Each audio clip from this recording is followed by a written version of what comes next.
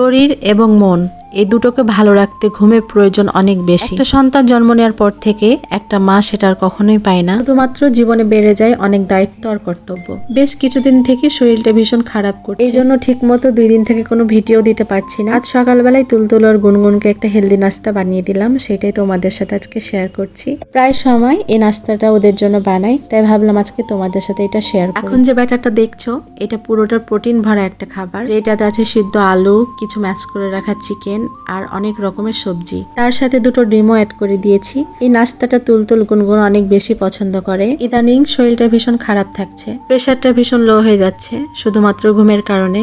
রুমঝুম তো অনেক ছোট, এখনো বেস্ট ফিডিং করে, রাত তেমন ভাবে ঘুম হয় না। চেষ্টা করি একটু দিনের বেলা ঘুমানোর, কিন্তু এইটা সেটা করতে করতে কেন যেন সময়টা কেটে যায় আর ঘুম হয় না। এই করেই চলছে জীবন। এই নাস্তাটা আমি যখনই বানাই আমি ওদের জন্য এক্সট্রা ভিতরে একটু চিজ দিয়ে দিই, যাতে করে ওরা খাবার সময় একটু এনজয় করে খেতে পারে। বাচ্চাদের তো চিজ অনেক বেশি পছন্দ। আর দেখবে বাচ্চারা তোমার বানানো খাবার যখন অনেক মজা করে খাবে তখন কেন যেন অন্যরকমই একটা শান্তি লাগে। আজকে বাইরের ওয়েদারটা অনেক বেশি ঠান্ডা, ভীষণ বাতাসও বইছে, আর এমন মিষ্টি একটা পরিবেশে বেলকনিতে বসে কিন্তু খেতে ভীষণ ভালো লাগবে। তাই ভাবছি আজকে ওদের নাস্তাটা বেলকনিতেই দিব, অনেক মজা করে বসে খাবে। আমি মনে করি একটা সন্তানের মনের চাহিদা মায়ের থেকে বেশি আর কেউ বোঝে না, তাই চেষ্টা করি মাঝে মধ্যে ওদের ছোট ছোট চাহিদাগুলো পূরণ করার, যাতে করে এই ছোট ছোট কাজগুলোই ওদের জীবনে একটা বড় আনন্দ হয়। একটা জিনিস আমি মাথায় সবসময় রাখি, বাচ্চারা কিন্তু তোমার বলা রুলস কখনো ফলো করবে না, তোমাকে অনুসরণ করে তারা সবকিছু শিখবে। চেষ্টা করি তাদের মনের মধ্যে কোনো নেগেটিভিটি না রাখার। আজকের মতো এই পর্যন্তই থাক, পরের কোনো এক ভিডিওতে তোমাদের সাথে আরো কথা হবে।